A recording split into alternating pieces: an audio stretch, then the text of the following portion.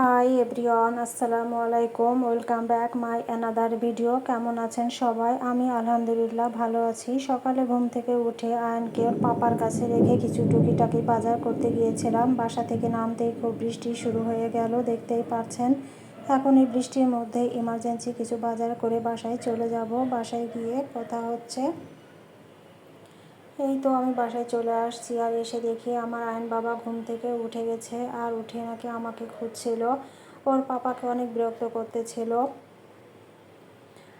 আর এই ছিল আমার বৃষ্টির মধ্যে টুকিটাকি বাজার। বাজার গুছিয়ে আয়নের পাপা অফিসে চলে যাবে, তাই টিফিন রেডি করে দিচ্ছি। আমি বাজারে যাওয়ার আগে রাইস কুকারে ভাত বসিয়ে দিয়ে গিয়েছিলাম, আর তরকারি রাতেই রান্না করে রাখি, সকালে গরম করে নিই। আর সকালে গরম করে নিলে সারাদিনই ভালো থাকে, কোনো সমস্যা হয় না।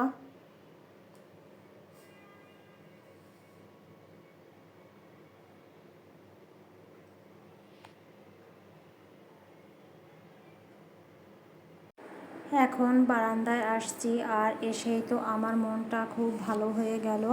আমার প্রতিটা গাছে ফুল আসছে মাশাল্লাহ।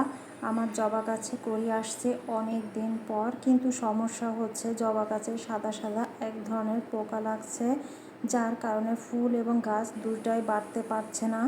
এই বাসার মধ্যে বারান্দা বা বেলকনি আমার খুব প্রিয়। আমি প্রতিদিন অনেকবার বেলকনিতে আসি, গাছের সাথে কানেক্ট থাকতে আমার খুব ভালো লাগে।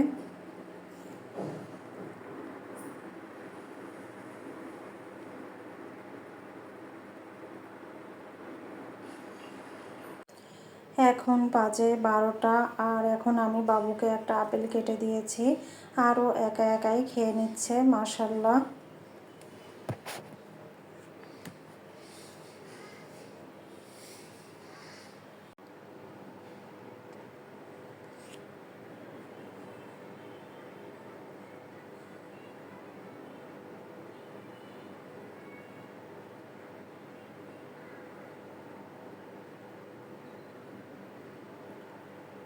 বেলকনিতে কিছু শুকনা জামা কাপড় ছিল, সেগুলো তুলে নিলাম, আর এখন ঘরে ঝুল ঝেড়ে নিব। ঘরে অনেক ঝুল হয়ে গিয়েছিল, আজকে ওয়ারড্রোবের উপরটাও সুন্দর করে ক্লিন করে নেব, আর পাশাপাশি ভালোভাবে গুছিয়েও নেব।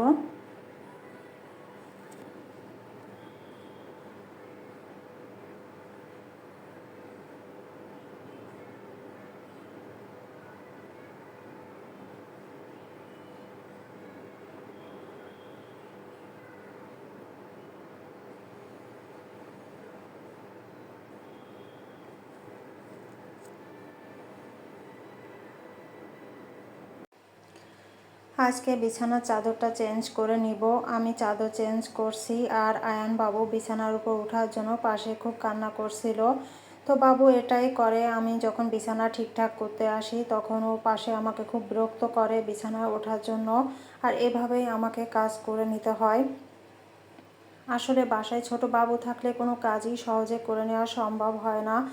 তো এটা একমাত্র সেই বুঝবে যে আমার মতো এমন পরিস্থিতিতে আছে যে একাই বাচ্চাকে মানুষ করতে হচ্ছে, এবং ঘরের কাজ সব কিছু রান্না বান্না নিজেকেই করতে হচ্ছে, সেই এটা অনুভব করতে পারবে।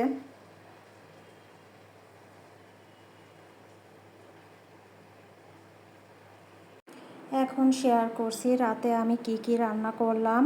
এখানে আমি রুই মাছ দিয়ে লাউ রান্না করব। আমি মাছটা আগেই ভেজে তুলে নিয়েছি, পেঁয়াজ রসুন এটা আমি তেলে ভেজে তুলে নিয়েছি, আর জিরাটা আমি আগেই আলাদা করে ভেজে গুঁড়া করে রেখেছি।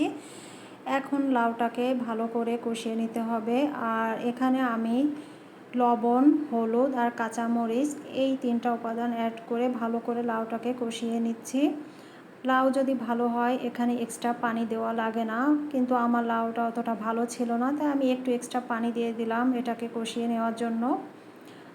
আমার লাউটা কষিয়ে নেওয়া শেষ, এখন আমি ফুটন্ত গরম পানি দিয়ে দিচ্ছি। যতটুকু পরিমাণ আমি ঝোল রাখতে চাই ঠিক ততটুকু পরিমাণ পানি আমি দিয়ে দিয়েছি। এখন আমি মাছটাও অ্যাড করে দিয়েছি, আর ওই যে ভেজে রাখা যে পেঁয়াজ এবং রসুনটা ওটাকে আমি পেস্ট করে নিয়েছি সেটাও দিয়ে দিলাম, আর এখন আমি জিরা গুঁড়াটাও দিয়ে দিয়েছি।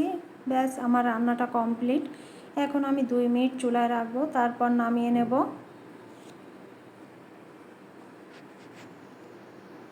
এভাবে রান্না করলে কিন্তু মাছ এবং সবজি তরকারিটা খুবই মজা হয়।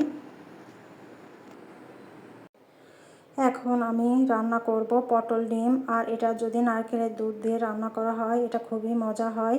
এখানে আমি পটল এবং ডিম ভেজে তুলে নেব। তারপর পেঁয়াজ, রসুন, আদা, জিরা, হলুদ, লবণ, মরিচের গুঁড়া এবং এক টুকরা দারুচিনি পরিমাণ মতো সব কিছু দিয়ে ভালো করে মশলাটাকে কষিয়ে নিব।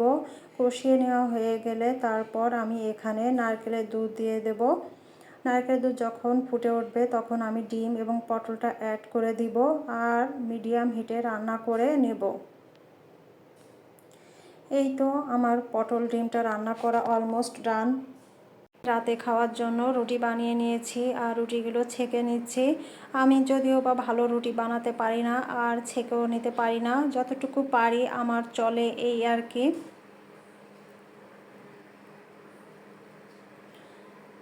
তো যাই হোক, ভিডিওটি এই পর্যন্তই। সবাই ভালো থাকবেন, সুস্থ থাকবেন, আর আমার চ্যানেলটি লাইক, কমেন্ট, শেয়ার করবেন, সাবস্ক্রাইব করবেন। আসসালামু আলাইকুম।